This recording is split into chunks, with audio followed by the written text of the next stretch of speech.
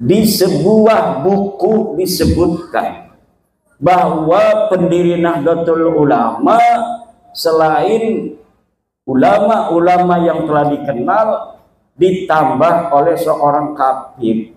Leluhur mereka tidak punya andil apapun di dalam kesejarahan bagaimana menyebarkan Islam, tapi mereka ingin ditulis leluhurnya sebagai penyebar agama Islam. Leluhur mereka tidak ada andil di dalam perjuangan kemerdekaan Indonesia, tapi hari ini mereka ingin dicatat leluhurnya sebagai pejuang kemerdekaan Indonesia. Padahal leluhur mereka adalah orang-orang yang ikut Belanda menjadi antek-antek Belanda.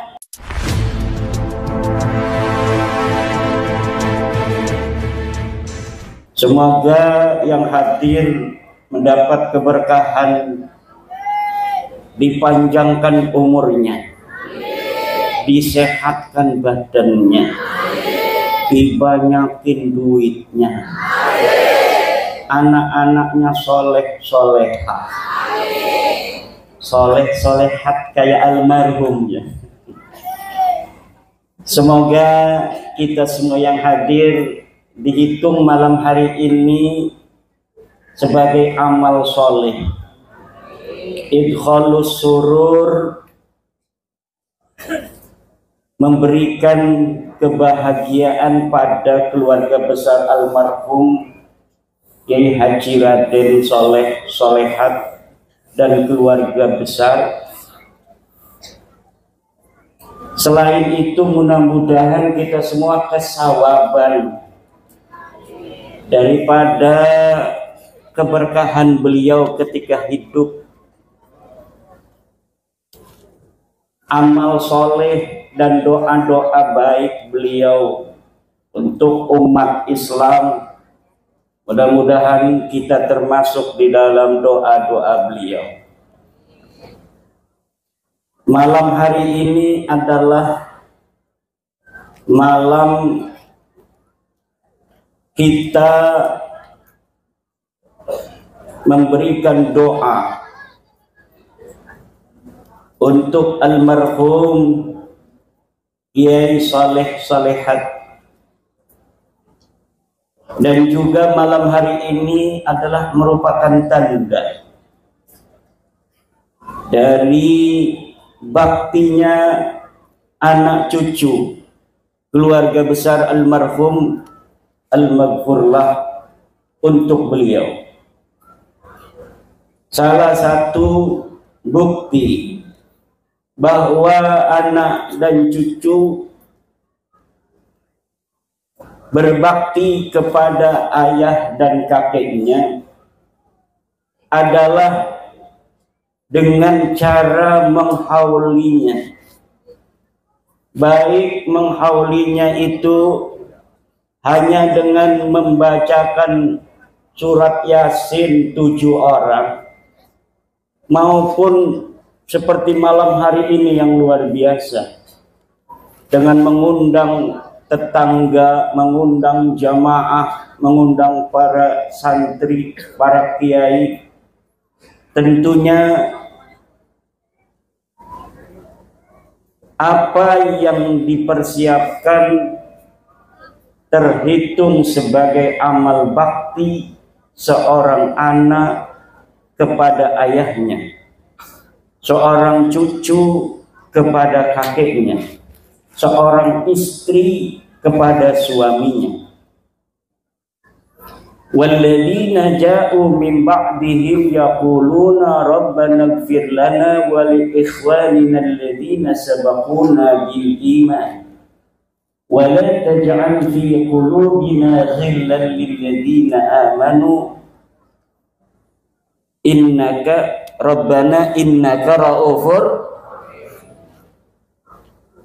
Dan orang-orang yang datang setelah mereka, yaitu anak, santri, dan semua orang yang mengikuti orang-orang yang beriman di dalam imannya, mereka berkata, ya Allah, ampunilah kami dan ampunilah orang-orang yang telah mendahului kami dalam keimanan. Wala taj'al fi qulubina ghillan lil ladzina amanu, dan jangan jadikan di dalam hati kami ghillan, unak-unak, lil ladzina amanu, bagi orang-orang yang beriman. Kata Syekh Nawawi Tenara ketika menafsiri ayat wala taj'al fi qulubina ghillan, ay fayambaghi lil mu'mini ayyadhkura as-sabiqina bid-du'a'i war-rahmah, faman lam yakun kadzalika kana kharijan an jumlatil mu'minin. Kata Syekh Nawawi Tenara dalam tafsir Munirnya, sebanyumasnya, yang bagi sebanyumasnya. Kalau orang Jogja seyogyanya, kalau orang Banyumas sebanyumasnya. Lil mu'mini, bagi orang-orang yang beriman, ayat kuras sabiqin, untuk menyebut orang-orang yang telah lalu, bidu'ai warahmah, dengan doa dan kasih sayang. Faman lam yakun kadzalik, maka siapa orang yang tidak seperti itu, tidak menyebut orang-orang yang telah tiada dengan doa dan kasih sayang, bi andakarahum bisu'in, seperti dia menyebut orang-orang yang telah lalu dengan kejelekan-kejelekannya, kana kharijan min jumlatil mu'minin, maka dia keluar daripada rombongan orang-orang beriman. Selain untuk menyebut orang-orang yang telah berlalu dari keluarga kita yang telah tiada, haul juga adalah sebagai instrumen bagaimana kita bisa mentauladani kebaikan-kebaikan perjuangan yang pernah dilakukan oleh orang tua kita, oleh guru kita. Kemudian kita mengikuti jalan-jalan mereka. Dan juga acara haul seperti ini adalah upaya kita tetap melestarikan nama beliau, mencatat sejarahnya dalam memori, mencatat sejarahnya dalam ingatan. Alangkah lebih baiknya sejarah itu juga dicatat di dalam catatan. Untuk apa? Agar suatu masa, suatu ketika sejarah ini tidak hilang dari ingatan. Ada catatan sezaman.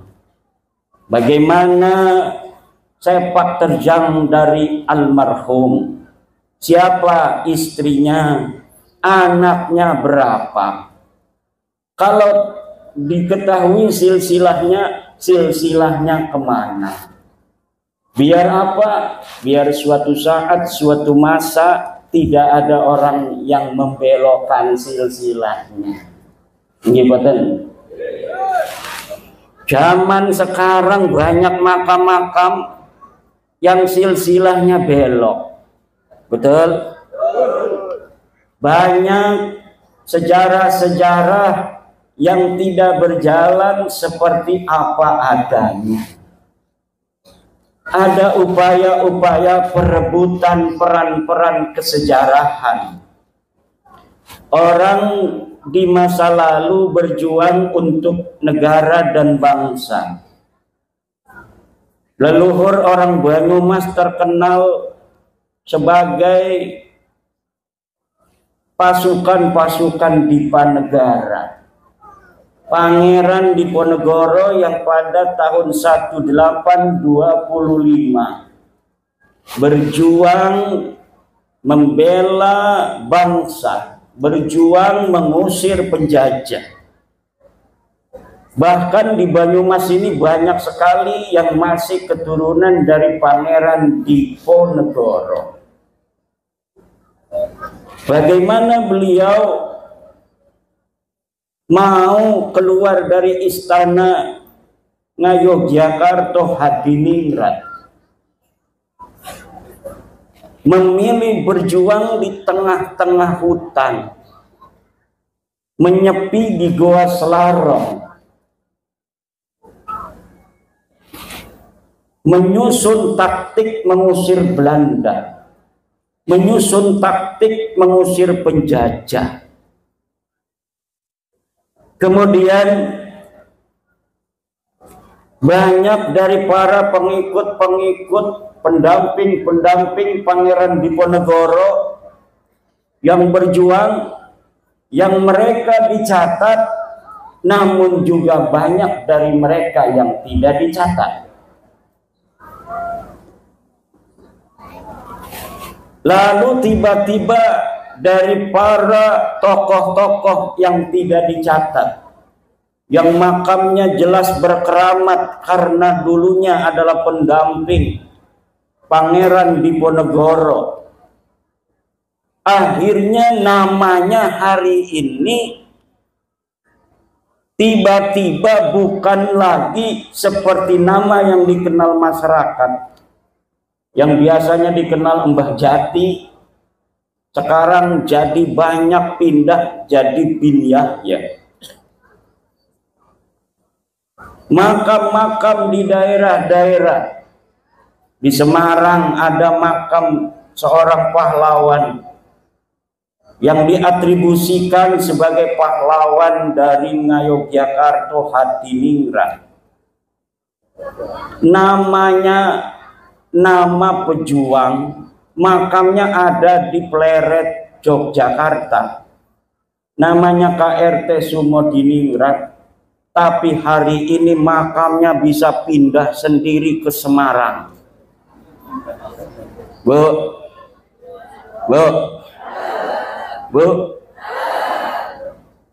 ngedengerin nggak? Ada makam pindah sendiri dari Jogja ke Semarang. Kedengaran? Kenapa dia sebagai pejuang Yogyakarta, mati di Yogyakarta, dimakamkan di Yogyakarta, hari ini makamnya pindah dewek Melakuning Semarang? Iki min ajaibid dunya, sebagian dari keajaiban-keajaiban ternyata ada upaya orang-orang yang leluhurnya tidak mempunyai sejarah, kemudian dia merampas kesejarahan orang lain. KRT Sumodiningrat yang asli pakai sod sebagai putra Yogyakarta Hadiningrat, hari ini namanya menjadi Hasan bin Toha bin Yahya. Ini bukan hoax. Silahkan buka di Google KRT Sumodiningrat Hasan bin Toha bin Yahya, maka di Wikipedia sudah pindah makamnya bukan lagi di Pleret, Yogyakarta, tetapi di Semarang. Yang dia orang asli Jogja, kemudian sekarang jadi pindah jadi orang Yaman.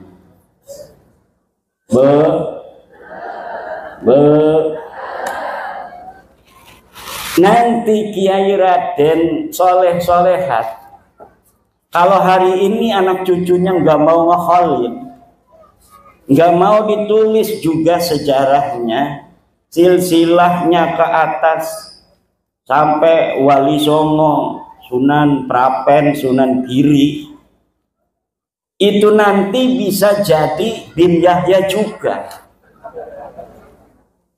Apalagi kalau anaknya sudah jadi Wahabi, nggak mau ziarah. Anaknya sudah nggak mau ziarah.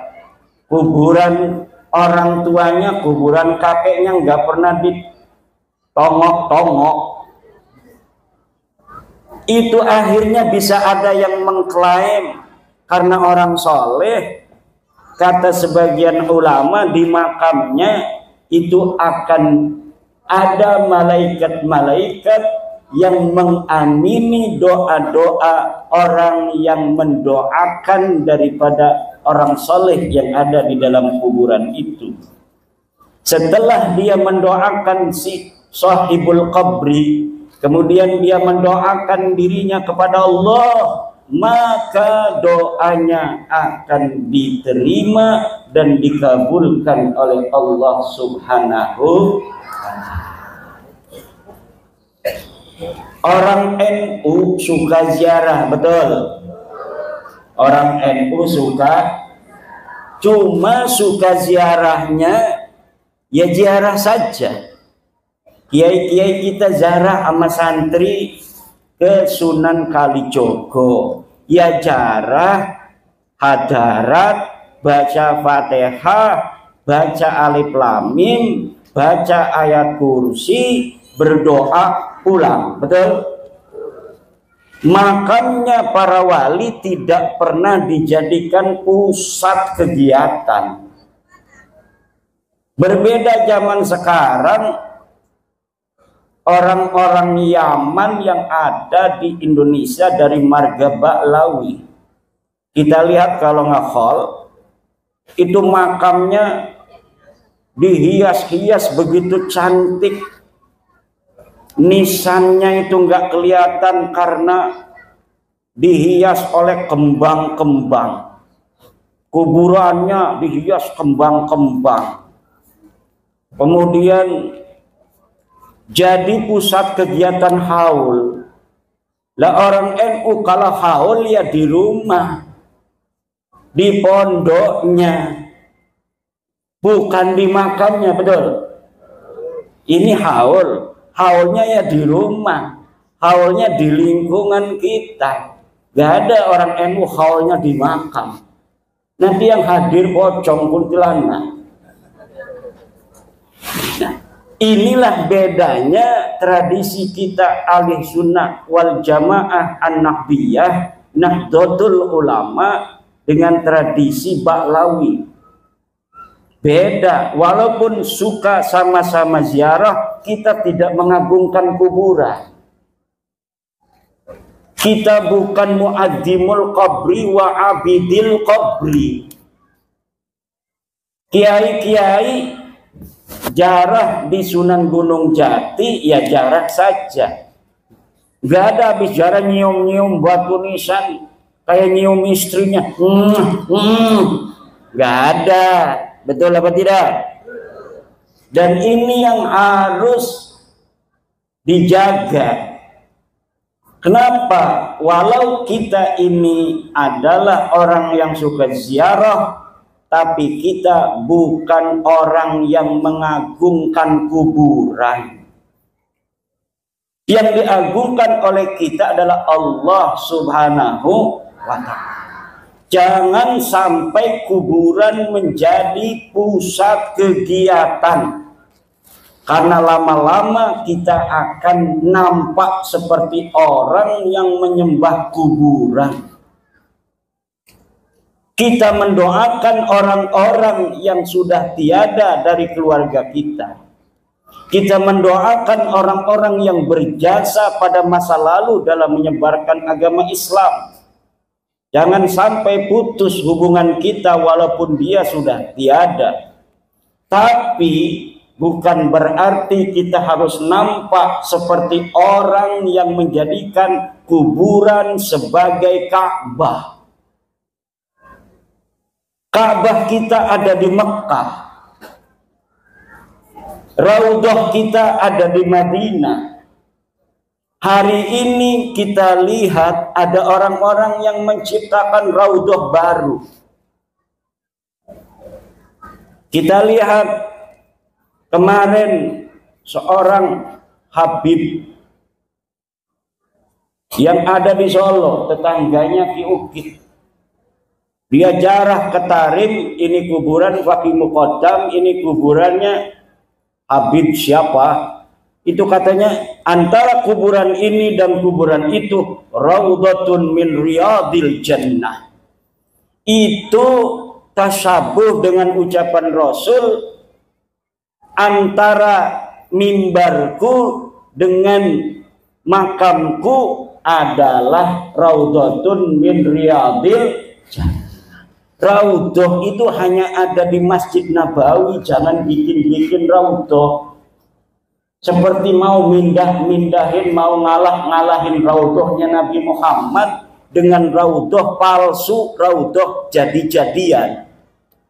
Ini saudara-saudara yang sedang terjadi. Seakan-akan kita mau diarahkan berpaling dari Mekah menuju tempat lain, dari Madinah menuju tempat lain. Kuburan Nabi Hud yang ada di Hadramaut ditawafin kayak nawafin Ka'bah. Itu berarti mindahin keramatnya Mekah, syarafnya Mekah. Katanya ada raudhah antara kuburan dan kuburan di Tarim. Ini mau memindahkan syaraful Madinah.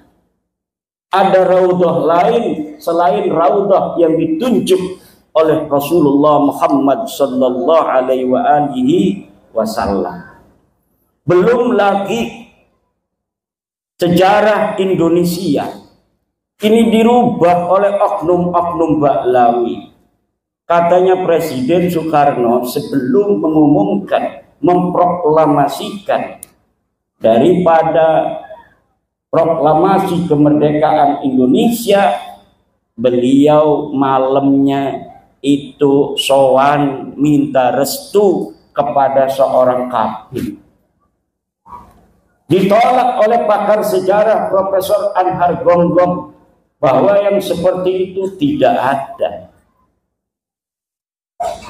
Kemudian sejarah NU, Nahdlatul Ulama, organisasi kita, orang-orang santri, pengikut-pengikut kiai, organisasinya Nahdlatul Ulama dibentuk tanggal 31 Januari 1926.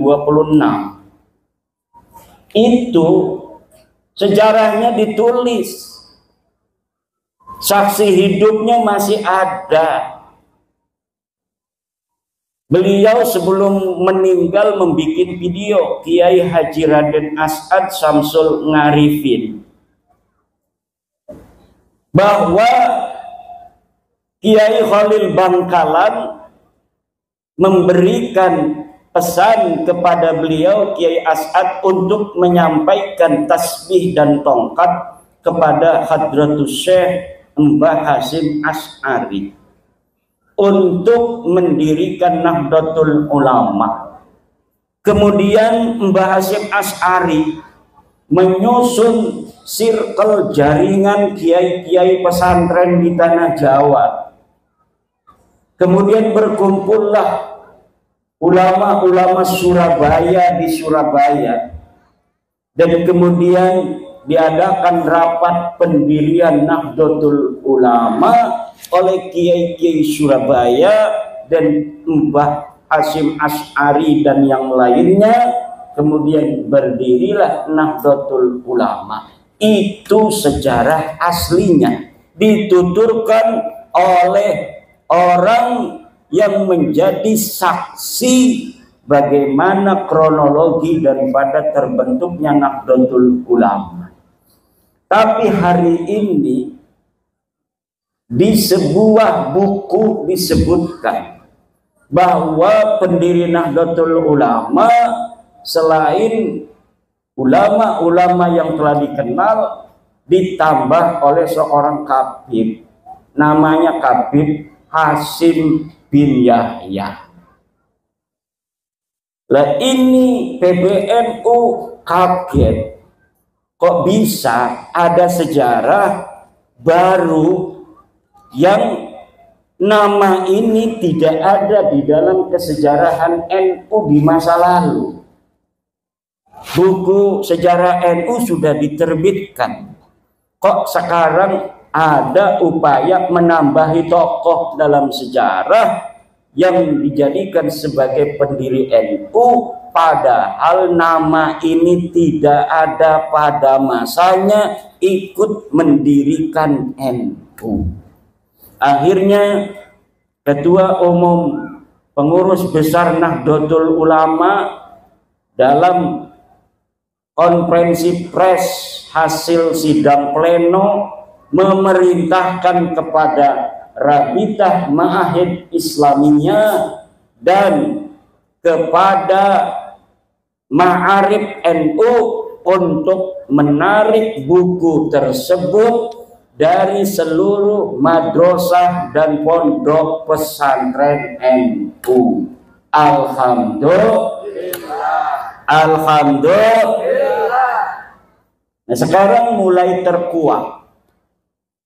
Hal ini ibu bapak hadirin ma'asyiral muslimin rahimakumullah sangat penting.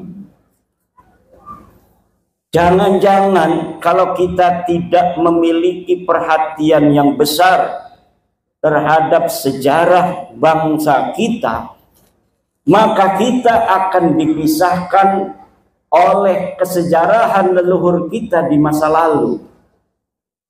Kata seorang politisi, kalau kita ingin menguasai suatu bangsa, kita tidak usah dengan kekuatan tentara perang, tapi cukup hancurkan sejarah bangsa itu, maka nanti kita akan bisa menguasai bangsa itu. Politisi Jerman mengatakan, hapus sejarah suatu bangsa, maka satu generasi ke depan para bangsawannya akan merasa seperti orang biasa, dan pada generasi selanjutnya mereka akan menjadi seperti kambing.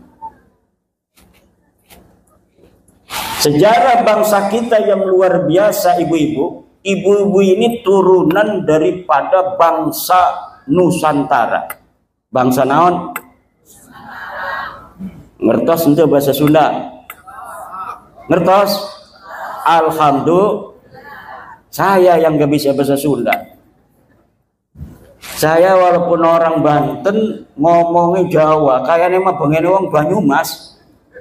Wong Banyumas lumani Banten, karena pada saat Sunan Gunung Jati Syarif Hidayatullah diperintahkan untuk menyebarkan agama Islam, tentaranya masih tentara Demak. Tentara Demak itu ya dari Demak, Semarang, Brebes, Tegal, Banyuwangi, Pemalang, Cirebon, datang ke Banten. Jadi yang bersama dari para penyebar agama Islam Banten pertama itu banyaknya orang-orang Demak, orang-orang Banyumas. Maka ngomongnya bodoh. Orang go kayak wong Solo. Ada ngapa? Wong Kresek Tenara ngomongin ngapa? Apa sih lah? Ada karo Kang Agus Mariono dari PKC Cina. Kata Pak Andi Kurniawan, ini orang-orang yang sedang meluruskan sejarah Indonesia ini. PWI, Perjuangan Wali Songo Indonesia, Laskar Sabilillah ini antek-antek Cina komunis.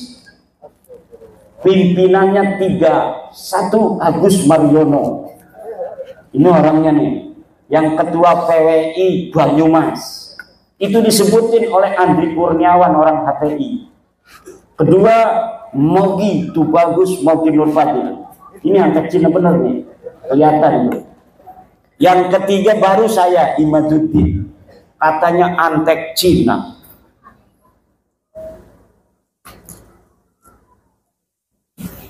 Orang-orang Cina, orang-orang Yaman, mereka masing-masing bikin sejarah, Bu. Kata orang Cina bikin manuskrip, Wali Songo asalnya dari Cina. Orang Yaman juga bikin kitab, katanya Wali Songo dari Yaman. Lah sebenarnya Wali Songo itu dari mana?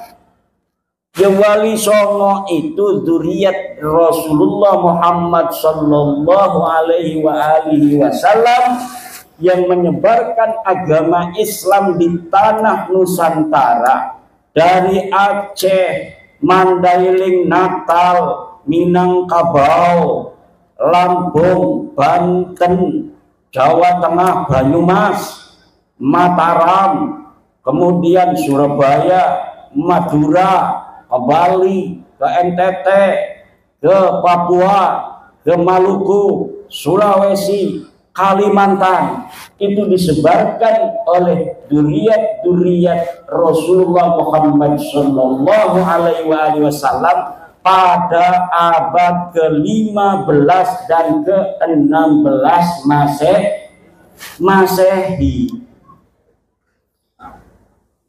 Tapi kemudian sekarang ada manuskrip bahwa Wali Songo itu nasabnya ke Cina. Namanya Cina semua. Ada lagi satu manuskrip rebutan ini, bahwa Wali Songo nasabnya ke Yaman.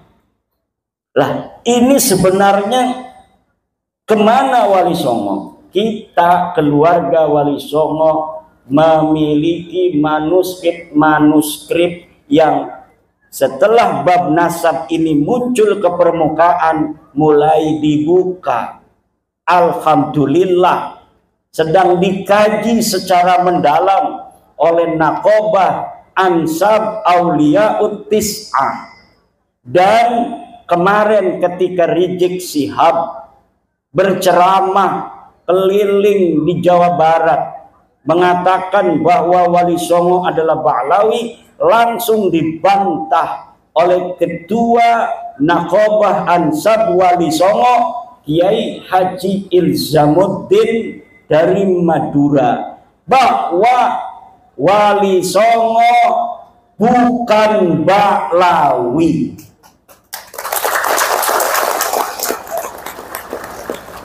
Pernyataan daripada Ketua Naqobah Ansab Auliyaut Tis'ah itu bisa ibu bapak dengarkan dan tonton di YouTube.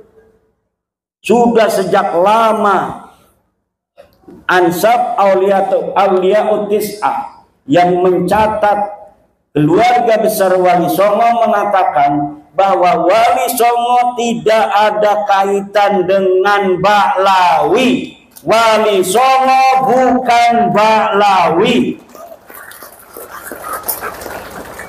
Wali Songo bukan Assegaf, Wali Songo bukan Syihab, Wali Songo bukan Semit, Wali Songo bukan Al-Idrus, Wali Songo bukan bin Yahya. Lalu kemana? Sebagian Wali Songo adalah keturunan Syekh Abdul Qadir Al-Jailani, dan sebagiannya lagi adalah keturunan daripada Sayyiduna Musa Al-Kadzim. Dan bulan ini Naqobah Wali Songo akan mematangkan pendalaman manuskrip ke Yunan dan ke Pakistan. Karena ternyata manuskrip yang ada di Pakistan, Yunan, Uzbekistan itu mencatat bagaimana perjalanan kronologi daripada perpindahan leluhur Wali Songo kemudian sampai datang ke Indonesia, menyebarkan agama Islam di Indonesia. Ini masih ada dan masih tercatat. Alhamdulillah. Doakan mudah-mudahan secara presisi. Ini masih belum final 100%, sejarah Wali Songo karena adanya pembelokan pada tahun 1960 Masehi. Setelah merdeka itu terjadi pembelokan silsilah. Yang pertama, pembelokan yang bisa saya deteksi dari kitab-kitab karya Salim bin Jindan, seorang habib yang dia menulis silsilah daripada Mbah Khalil Bangkalan, kemudian silsilahnya disambung ke Ba'lawi. Yang kedua yang telah diterbitkan oleh Ba'lawi adalah kitab Samsudzohiro. Kitab Samsudzohiro karya Abdurrahman Al-Maskur tahun 1984, baru puluhan tahun kemarin, mencatat silsilah Wali Songo disambungkan kepada seseorang bernama Abdul Malik Azmat Khan bin Alwi Amul Faqih bin Muhammad Sohib Mirbat Ba'alawi. Ternyata setelah saya mempelajari sosok-sosok ini yang disebutkan oleh Ba'alawi untuk nama-nama yang disambungkan kepada Wali Songo, semuanya namanya fiktif. Namanya fiktif. Tidak ada orang bernama Abdul Malik Azmat Khan. Tidak ada orang bernama Abdul Malik Azmat Khan. Ketika Ba'alawi setelah diteliti oleh saya, nasabnya tidak tersambung kepada Rasulullah Muhammad Sallallahu Alaihi Wasallam, mereka tidak mau putus sendirian. Mereka ingin Wali Songo juga bareng-bareng putus. Akhirnya dulu mereka mengatakan kayak Bahar Smith bahwa Wali Songo tidak punya keturunan. Sekarang mereka mengakui rame-rame Wali Songo punya keturunan. Dulu silsilah Wali Songo ke Nabi Muhammad suruh diturunkan yang dipasang oleh kiai-kiai itu bahwa Wali Songo tidak tersambung. Pakar nasab mereka masih ada di YouTube mengatakan bahwa Wali Songo tidak tersambung kepada Nabi Muhammad. Tapi sekarang mereka rame-rame ngomong sambung Wali Songo itu adalah keturunan dari Ba'alawi. Takbir. Gimana dulu katanya bukan. Bahkan ada seorang turunan Wali Songo diundang ceramah di Bekasi. Tahu panitianya kalau dia keturunan Sultan Maulana Hasanuddin dari Banten.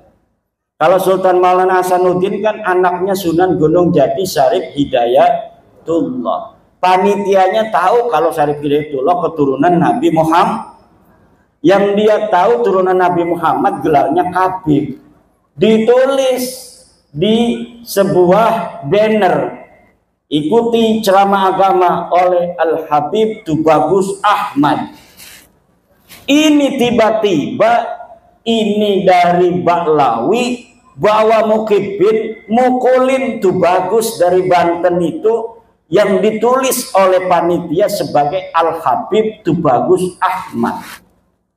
Marah kita, apa urusan lo? Itu katanya pakai nama-nama Al-Habib. Al-Habib itu turunan Nabi. Sedangkan keluarga Sultan Banten itu tidak terbukti sebagai keturunan Nabi. Dulu sekali. Sekarang mereka datang rame-rame mohon-mohon jarah bawa ribuan orang mohon maaf kepada Sultan. Tunduk-tunduk nangis-nangis di makam Sultan Hasanuddin. Ya Sultan, ya Sultan. Dulu ngeledek-ledek, sekarang datang rame-rame nangis-nangis. Sebagai petunjukan kepada Wali Songo, terutama Sultan Maulana Hasanuddin Banten bin Sunan Gunung Jati Syarif Hidayatullah. Tapi air mata buaya kita sudah tahu. Kita sudah mengerti. Tetapi minimal dengan mereka ziarah itu menunjukkan bahwa mereka sudah tunduk kepada Wali Songo.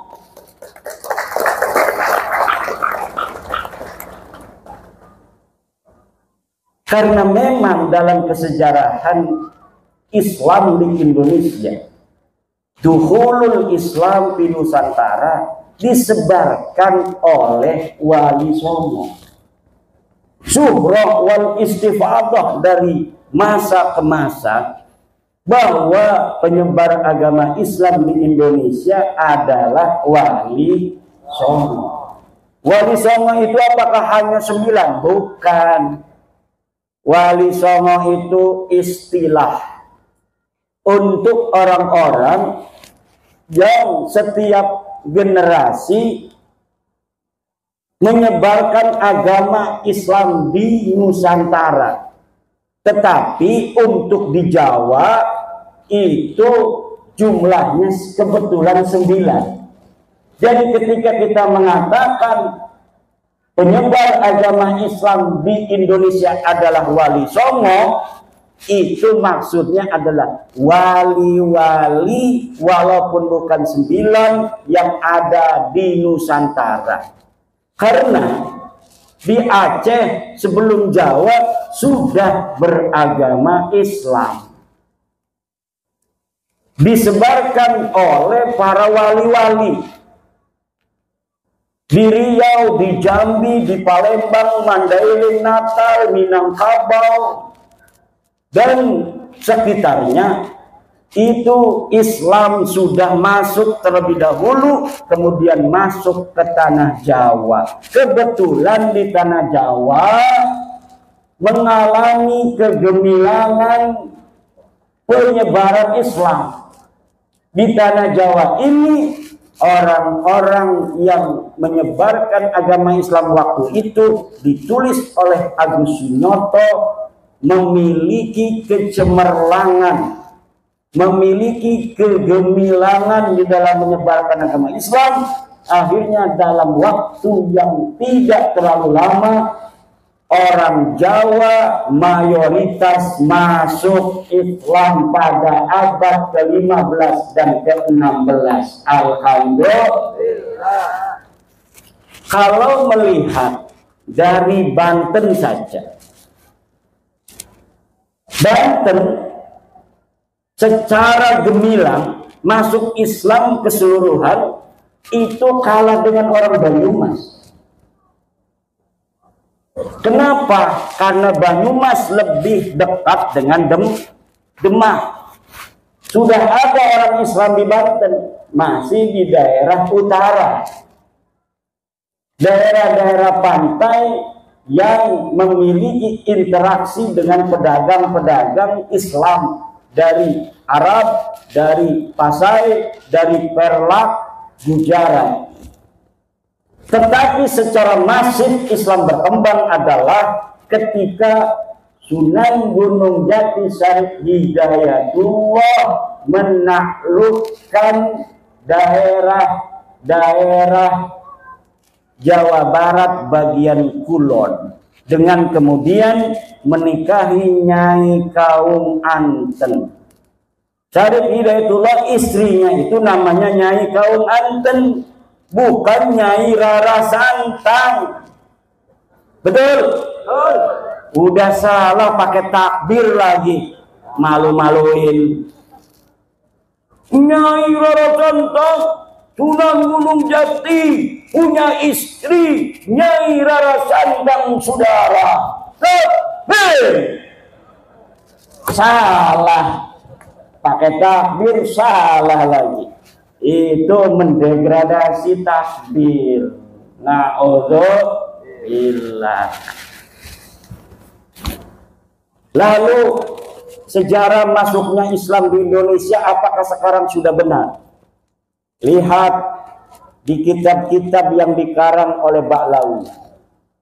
ada beberapa kitab yang tidak beredar di kalangan umum, tidak beredar di kalangan pesantren, tapi bisa di-download di internet.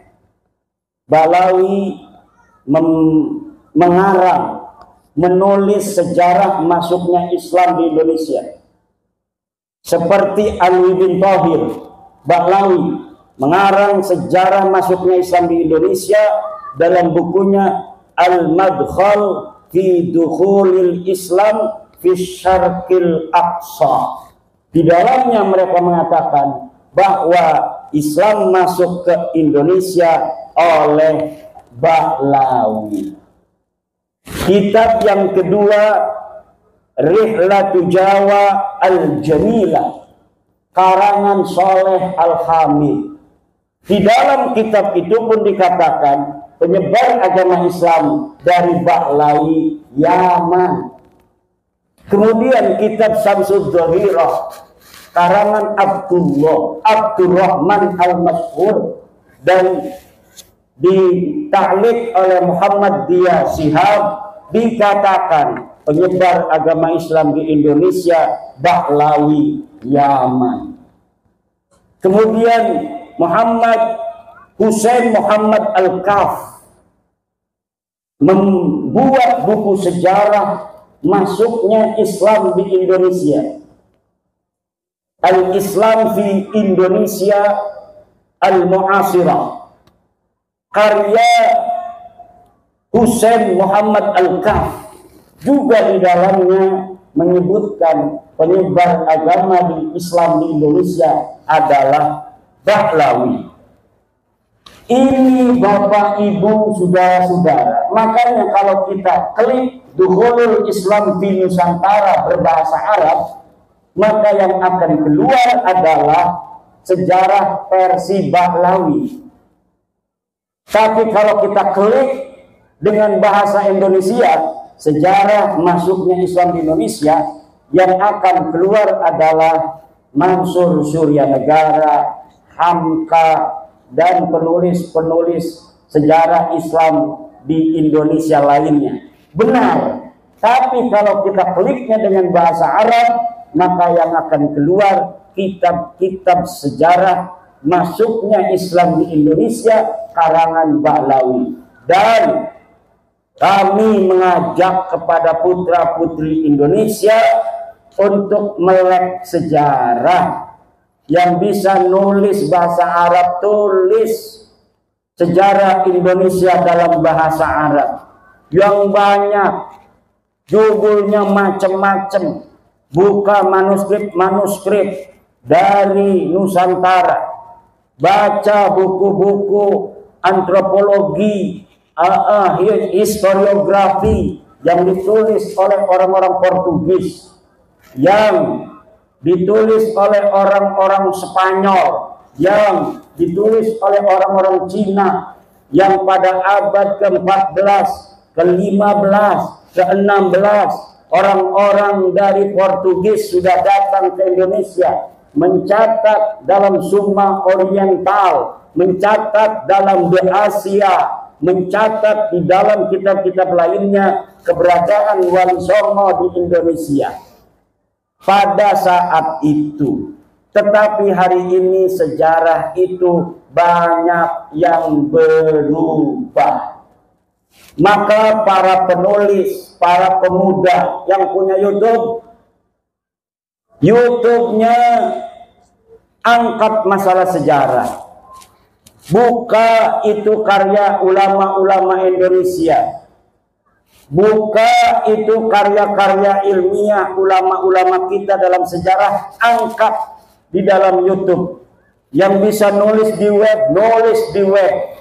Yang bisa nulis buku, nulis buku. Yang bisa di Instagram, Instagram. Yang bisa di Facebook, Facebook.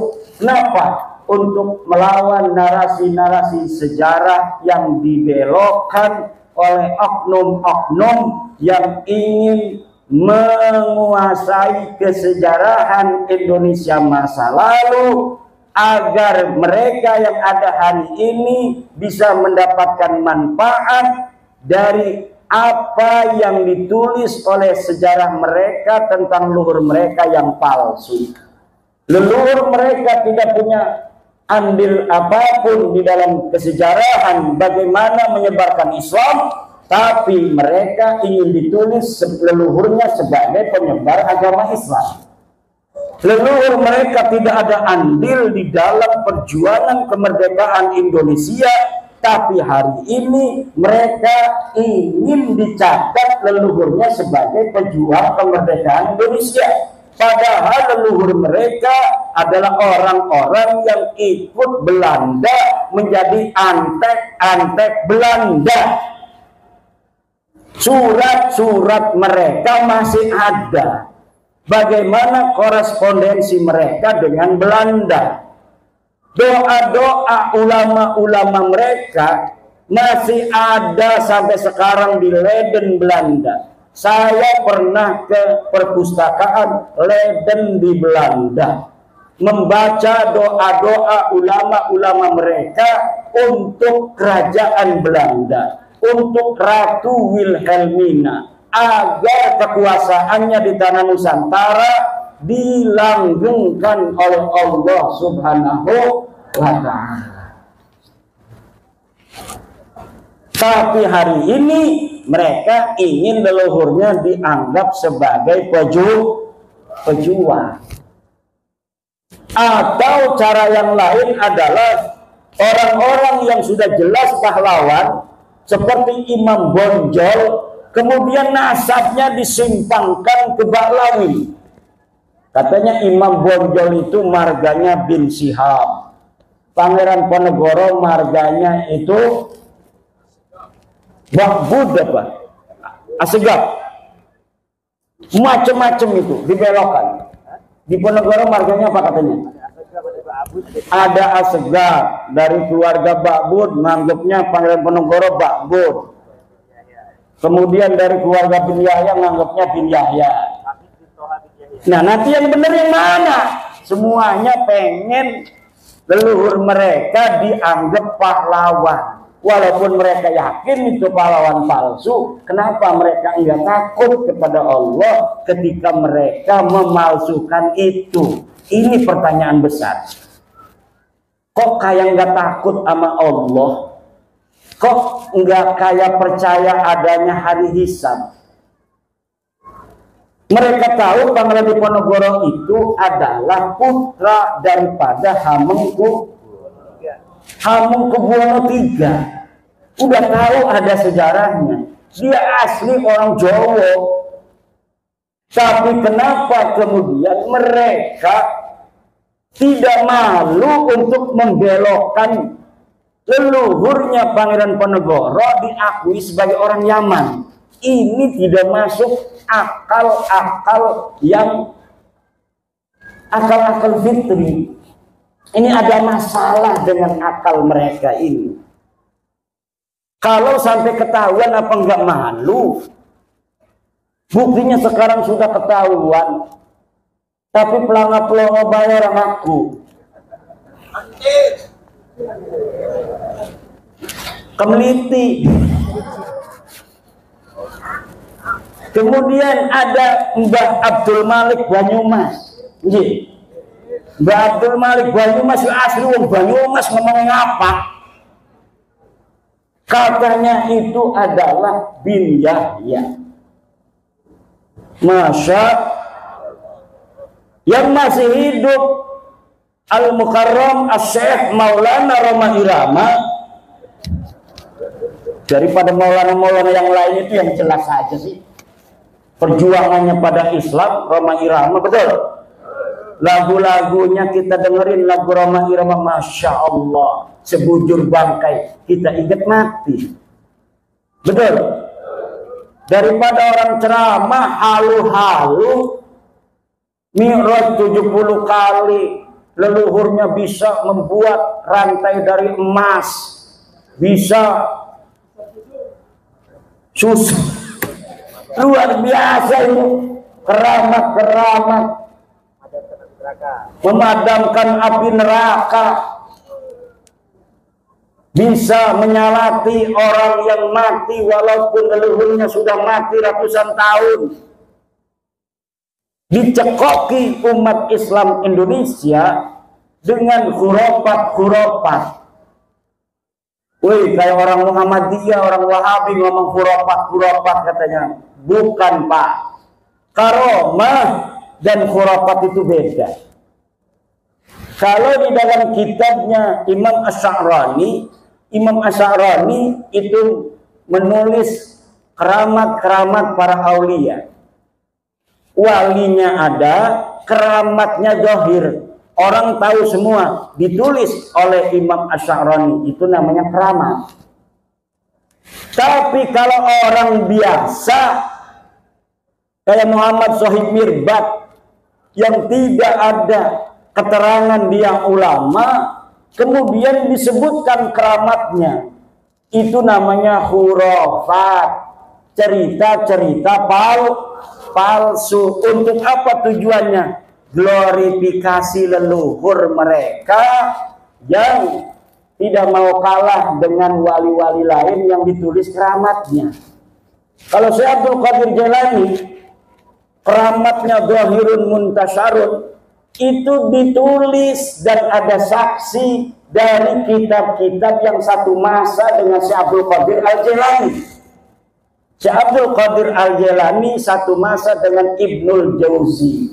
Ibnul Jauzi menulis dalam kitabnya bahwa ada di Baghdad seorang ulama besar namanya Syekh Abdul Qadir Al-Jailani, seorang sufi yang sangat dicintai oleh orang-orang yang awam, yang dia menulis kitab-kitab keramatnya zahir disaksikan orang banyak.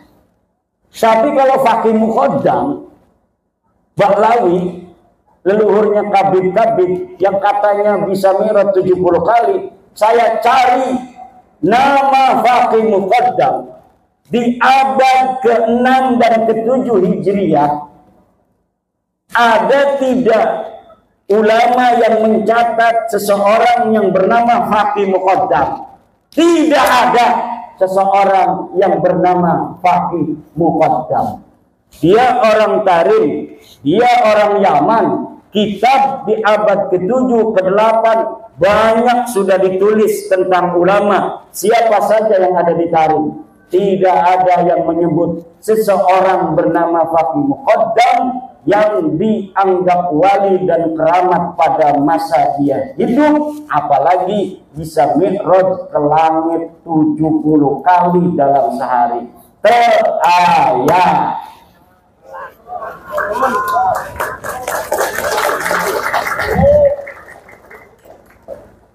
Mari kita jaga negara Republik Indonesia ini. Tugas besar bagi putra-putri Indonesia. Pembelokan sejarah yang terjadi baik dari sisi peradabannya maupun kemudian sejarah masuknya Islam di Indonesia. Tugas besar, wahai orang-orang di UI jurusan sejarah, calon-calon doktor sejarah, jangan asal comot referensi, tapi verifikasi referensi itu apakah referensi yang dapat dipercaya atau referensi palsu. Ada sebuah manuskrip namanya Negara Kertabumi, ditulis 1679. Disebutkan namanya karya Pangeran Arya Wangsakerta, putra daripada Raja Cirebon. Ditulis sejarah tentang Indonesia, silsilah para raja-raja, silsilah Wali Songo, Kebaklawi di situ. Tahunnya 1769-an. Tetapi setelah diuji oleh ahli filolog dari Universitas Indonesia, ternyata kertasnya kertas tahun 1960. Nama manuskripnya manuskrip Negara Kertabumi. Yang bawa HP, tulis ketik di Google search Negara Kertabumi palsu. Di situ Anda akan bisa membaca bagaimana pendapat para ahli tentang manuskrip Negara Kertabumi, yang salah satu yang ada di dalamnya menyebutkan silsilah Sunan Gunung Jati adalah binnya sama dengan Habib. Siapa yang memasukkan? Wallahu a'lam bishawab. Yang jelas beberapa sejarawan sudah mengutip dari naskah itu untuk dijadikan sebagai referensi. Jadi sebuah skandal ilmiah diciptakan pada tahun 1960-an, ditemukannya pada tahun 1970 itu naskah. Bisa jadi kertasnya itu kertas tahun 1960, tetapi ditulisnya 1970. Karena waktu itu kebetulan Pemda Jawa Barat sedang ada proyek untuk pencarian manuskrip.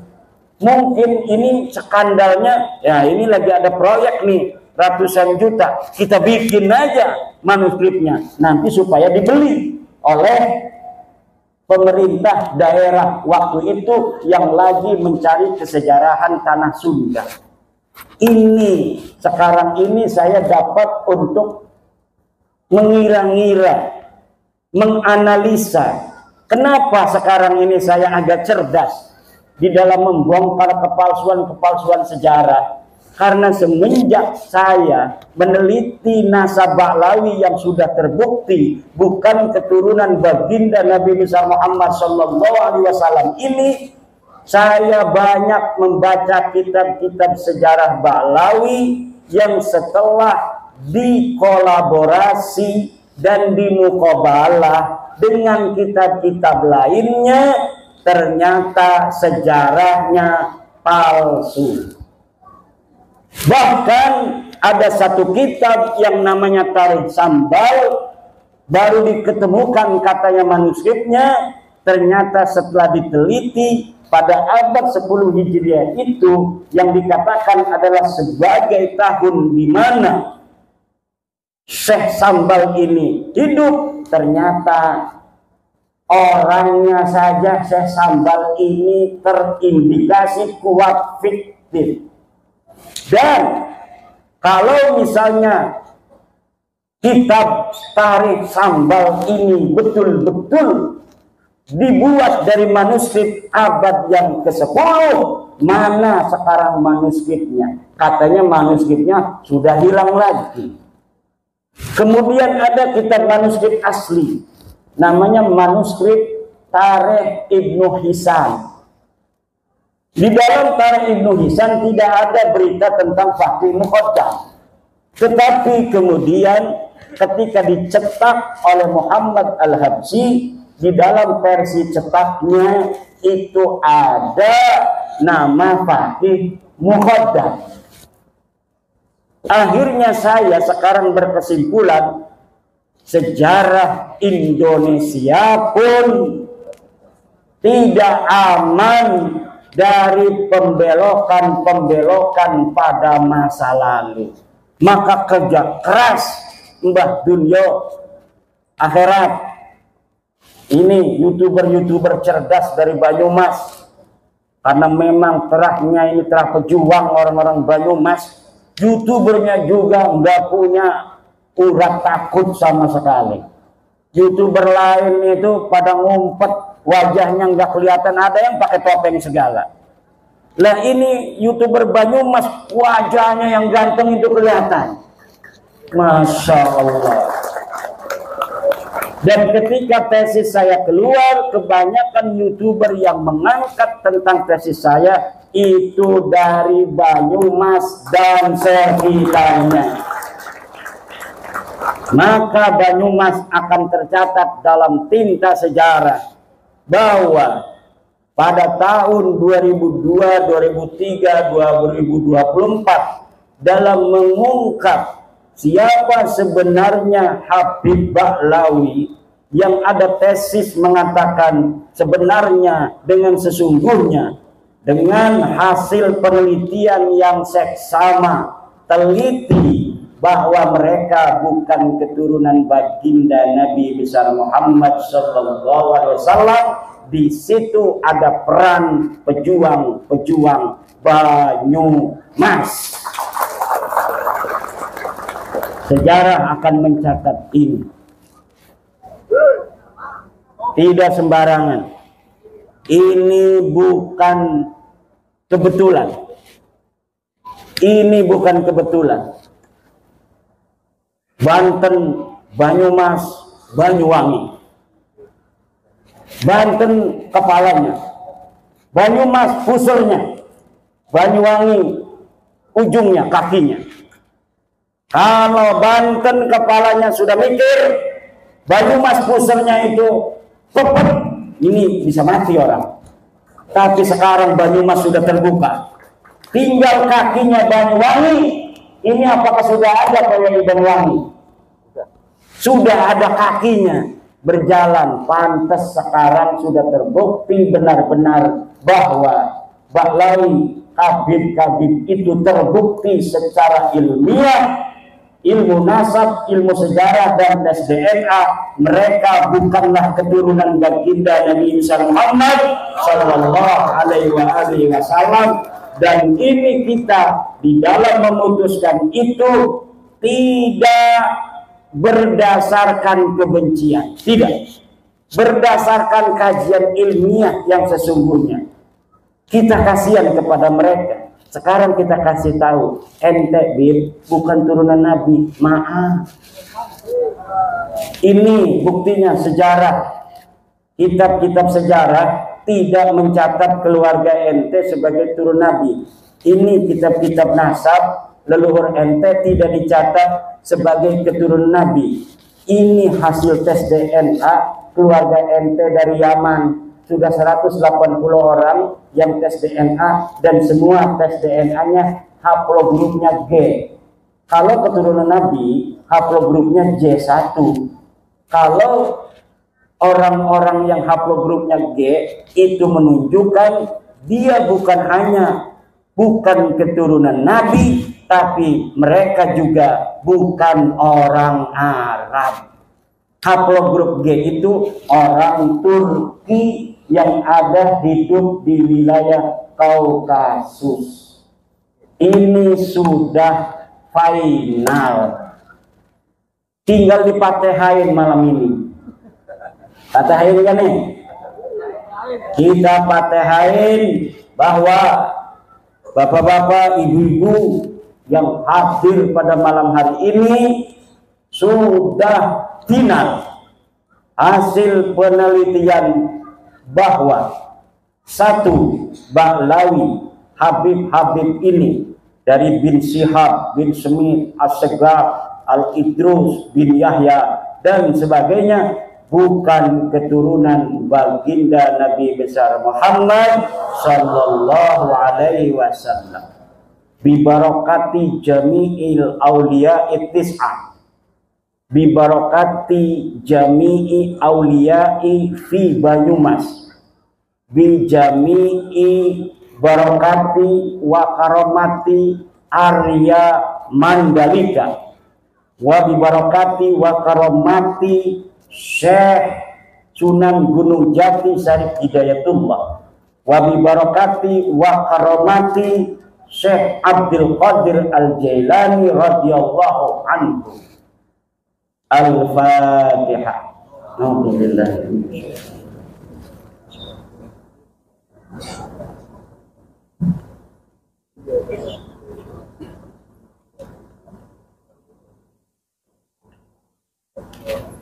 Dan semoga orang tua kita, guru kita bersama, Kiai Haji Raden Soleh Solehat, ya Allah, Kau angkat derajatnya setinggi-tingginya, Kau ampuni segala dosa-dosanya, Kau terima segala amal baiknya, anak cucunya semoga Kau jadikan para ulama-ulama besar, pemimpin-pemimpin bangsa dan negara, Dan ya Allah yang hadir pada malam hari ini dalam haulnya, semoga semuanya diangkat derajatnya oleh Allah, diberikan kesehatan dan keselamatan, panjang umur, kaya raya, pangkatnya tinggi.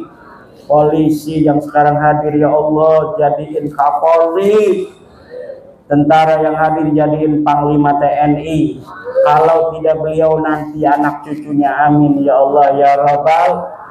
Banser PWI yang hadir banyakin duitnya, kaya raya, bikin pabrik semuanya, amin. Kita bangun Banyumas ini, sini pabrik sendal, sini pabrik sepatu yang punya Banser dan PWI, amin. Ibu-ibunya nikahin anak perawannya sama Banser. Kiai aja dijaga, apalagi anak ibu-ibu. Amin. Mau pilih Banser apa pilih Kiai? Jawab. Banser kalah. Kayaknya Kiai katanya. Bu, Kiai mah udah punya istri, nggak apa-apa. Bu, sama Kiai boleh. Udah punya istri nggak apa-apa. Kalau Banser masih jejaka, Kiai udah punya istri boleh nggak apa-apa. Itu jawab sendiri saya.